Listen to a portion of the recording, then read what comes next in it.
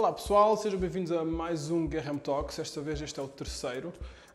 E eu tenho tido um feedback positivo até agora. Como eu disse no outro vídeo, vocês estão a encorajar este gajo a continuar, por isso vou continuar.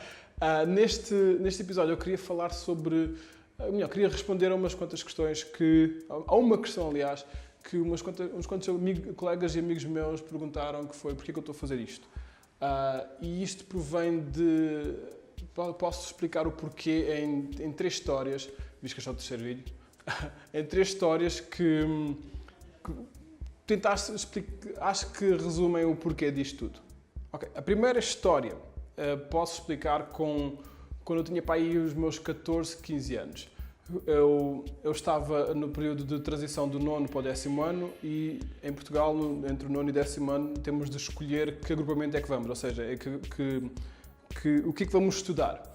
Eu sempre adorei desenhar e pintar e na minha cabeça era isso que eu queria fazer. Só que com 14, 15 anos temos de ouvir os pais e a minha mãe sugeriu e basicamente forçou-me a ir para o agrupamento que era Científica Natural, em que estudávamos biologia e tudo mais alguma coisa dentro desse grupo.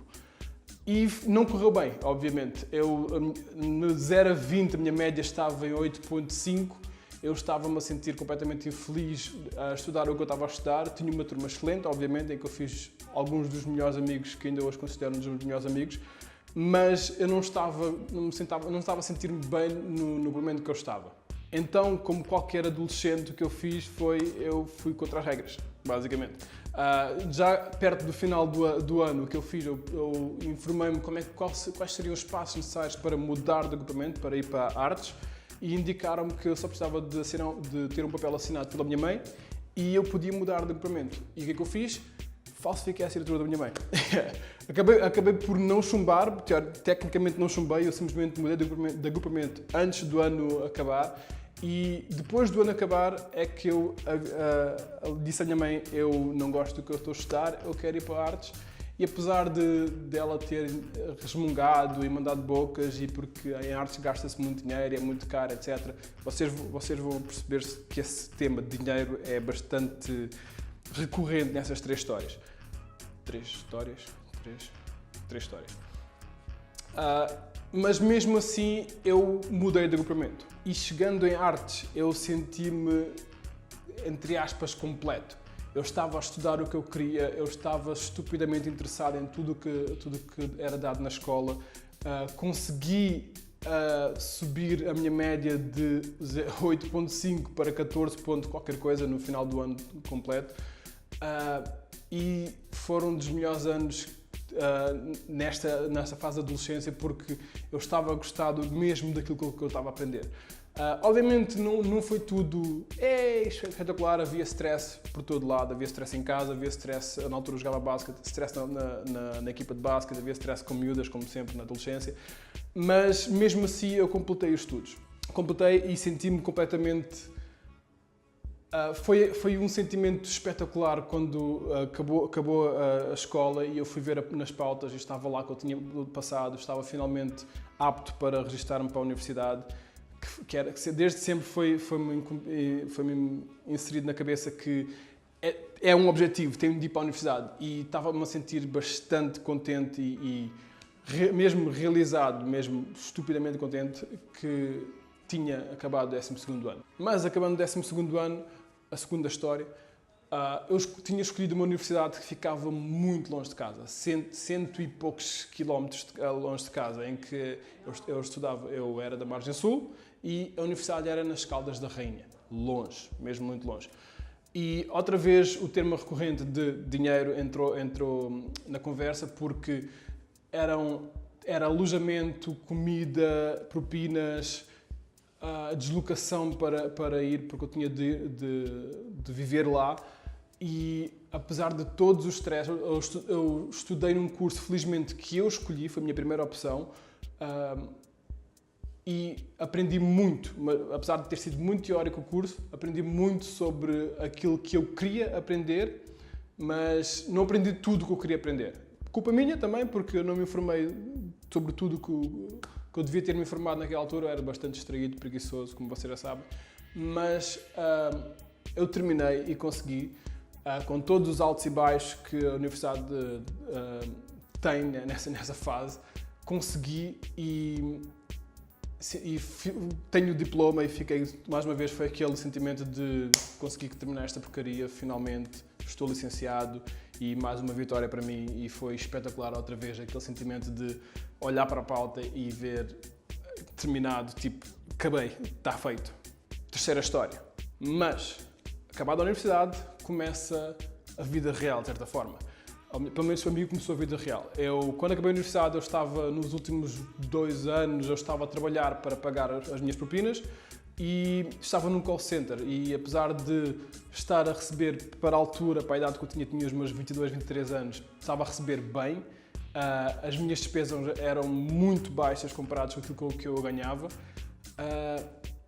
mas não me estava a sentir completo. Porque eu, depois de terminar a universidade, ainda fiquei mais um ano a trabalhar nas Caldas da Rainha, mas não me estava a sentir completo, estava-me a sentir preso, estava-me a sentir completamente fechado a nível criativo e num momento de lucidez, /desespero, /loucura, decidi acabar com aquilo tudo e disse que tinha de voltar para Lisboa. Mais uma vez a minha mãe foi contra a minha decisão.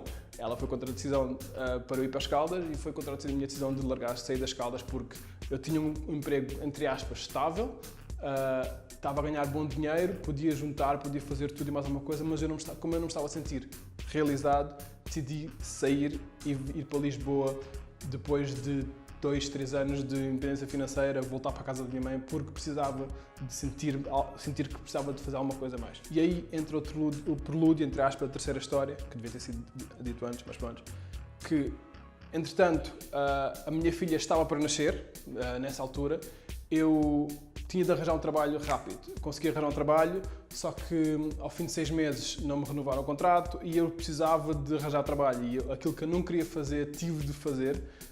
Tive de voltar para o call center, que foi uma altura bastante, digamos, deprimente para mim, que eu lembro-me de estar com vontade de chorar no caminho para o call center e sentir-me outra vez como se tivesse entrado numa prisão, naquele loop de casa de trabalho, trabalho de casa, mas um trabalho que não estava-me a sentir realizado. Mas, e aí começa a terceira história, aconteceu algo inesperado. Nem inesperado, né? Eu trabalhei para isso, de certa forma. Eu todos os dias andava a enviar currículos, 2, 3, 4, 5 currículos por dia, às vezes um total de 30 currículos por semana à procura de trabalho em todas as áreas possíveis e imaginárias. Até que um dia eu volto do call center e vejo um anúncio para uma empresa que procurava alguém que tivesse domínios em Illustrator e After Effects. Eu olhei para aquilo e senti-me completamente... Senti que aquilo era para mim, tipo, foi isto, eu posso fazer isto. E enviei um currículo. Agora, essa história é um pouco mais comprida porque esta história tem muito mais peso para mim. E eu enviei o currículo, aliás, e naquela altura eu estava numa outra formação, no call center, e eu tinha horas, eu saía às 11 da manhã, essencialmente, se não me engano, 11 da manhã. E eu lembro-me de estar no telemóvel, a olhar para o e-mail que eu tinha enviado e pensar, eu quero esta porcaria, eu quero esta... Então eu decidi pesquisar a empresa online e procurar a morada de onde eu estava. Infelizmente a empresa não tinha nenhum site, mas eu encontrei aleatoriamente no Google 2 informações sobre a empresa. Uma dizia a morada específica, a outra só dizia a localidade.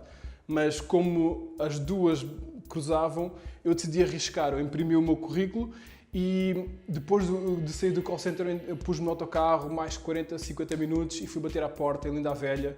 Estava em 7 Rios, para Linda a Velha, bater à porta de uma vivenda que não tinha não parecia que era uma empresa, simplesmente fui bater à porta e nessa altura eu conheci esta senhora, esta pessoa espetacular, que abriu uma porta e olhou para mim, tipo, ela baixinha, olhou para mim tipo, quem é este gajo? E eu tive de mentir, basicamente, e eu disse que tinha enviado um e-mail para a proposta que tinham colocado online, só que o e-mail tinha vindo para trás com um erro qualquer, que eu estava na internet, inventei uma desculpa, e ela ficou a olhar para mim com uma cara desconfiada, mas acabou por convidar-me para entrar, e eu entrei, e então eu aí conheci um pouco do espaço onde era para ir trabalhar. Ela explicou-me um pouco sobre o projeto. Era um projeto de animação, era preciso saber After Effects para animar, e eu conheci o animador principal, o ilustrador principal, outra ilustradora, e assim começou a minha viagem, entre aspas, no mundo da animação, porque foi numa empresa chamada Watermelon, em que eu entrei, eu mais 5, e 2 anos depois quase é que a Carla veio-me contar a história de que, pelos vistos, não era suposto eu ter entrado para a empresa, mas foi graças à minha perseverança, por eu ter procurado a empresa, que pelos vistos a empresa estava há 1 mês naquele espaço, eu não tinha um site, e eu encontrei e fui bater à porta, e foi por isso, a principal razão pela qual eu entrei na empresa, e a minha vida mudou completamente. Foi das melhores experiências da minha vida, foi algo que posso dizer com certeza, desde criança eu queria fazer, que era fazer desenhos animados e aprender desenhos animados. Desde os meus 6, 7 anos que eu vi a primeira vez como se fazia um desenho animado e disse eu quero fazer isto. E aos 25 anos, que foi um mês, não, 24 ainda, um mês depois da minha filha ter nascido, sensivelmente um mês, eu entrei na Watermelon como animador. Mais tarde eu fiquei como animador e ilustrador, e aprendi imenso sobre como ser profissional no ambiente de trabalho. E fiz parte de uma equipa excelente, com coordenadores excelentes, como esta senhora, volto a dizer esta senhora, que ainda hoje é uma das minhas melhores amigas, adoro falar com esta gaja. Eu digo senhora, mas é gaja, desculpa, Carla. E essa foi a terceira história, mas há uma coisa que todas elas têm em comum, e é por isso que eu sei que é muito comprido, o porquê disto tudo. Porque em todos estes passos dependeu de uma única coisa, que foi o meu instinto de dizer faz isto. Mesmo contra a figura da autoridade, a minha mãe ter dito que não acha melhor não fazer, ou mesmo quando ela disse não faças, eu segui sempre o meu instinto, segui sempre aquele sentimento que me dizia faz. Apesar de, como tudo, tem os seus altos e baixos, eu não desisti. Posso ter-me desmotivado muitas vezes, mas eu não desisti e consegui sempre, de certa forma, consegui sempre aquilo que eu sempre quis, quando segui o meu instinto e mantive e lutei para ficar no caminho, de certa forma. Estou a falar mal, desculpa. Já me tinha dito que eu tenho de ter cuidado com o português, mas eu vou mandar sempre estes erros, por isso habituem-se. E é isto, e este é um grande porquê de eu estar neste projeto Graham Talks e ter decidido, vou começar o Graham Talks para documentar o meu processo, e vou começar com este livro, e vou escrever este livro dos zombies, porque algo em mim mesmo muito forte, que 2 coisas está a pedir para eu fazer e está a necessitar, como alguém num deserto precisa de água, está a necessitar daquele sentimento de conseguir, está feito. Eu estou mesmo a precisar disto, e vou conseguir, e basicamente é isto. Basicamente é isto. Graham Talks é por isso mesmo, serve para eu documentar o meu processo e para partilhar e obrigar-me a estar na linha, e mesmo quando a motivação está lá em baixo, para não parar. Eu sei que vou ter os altos e baixos, obviamente, já disse isso não sei quantas vezes, mas vocês estão aqui a observar e vocês vão estar a acompanhar em todos os altos e baixos, e quando eu finalmente ganhar, espero que vocês façam aquele parabéns. E acho que é isto por enquanto, é isto. Para mais, sigam-me nestas redes sociais, que mesmo que eu não esteja no Twitter, registrem, é de graça. Instagram, vou pondo umas quantas imagens também, Facebook, YouTube também. E obrigado mais uma vez, até a próxima. Eu sei que os vídeos têm sido longos, mas isso é uma das características minhas, que eu sei que eu falo demais. Apesar de não falar, eu sei que eu falo demais, mas espero que vocês gostem e estejam cá para a semana no próximo vídeo.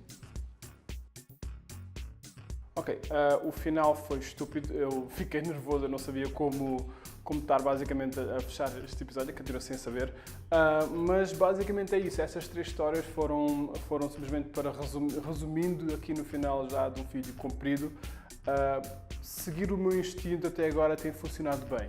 estas foram as 3 grandes histórias da minha vida que eu tenho para contar. Esta da Watermelon ainda há muitos detalhes que, se um dia quiserem, eu posso me explicar um pouco mais como é que foi o processo. E estou neste momento a viver, posso dizer que estou a ver a 4ª grande história da minha vida, de ter seguido o meu instinto. E já agora acabo por deixar uma questão. Vocês, qual é uma das grandes histórias ou a grande história que vocês têm para contar sobre uma vez ou várias vezes que vocês seguiram o vosso instinto e, apesar de tudo parecer que não ia dar certo, deu certo e continua a dar certo?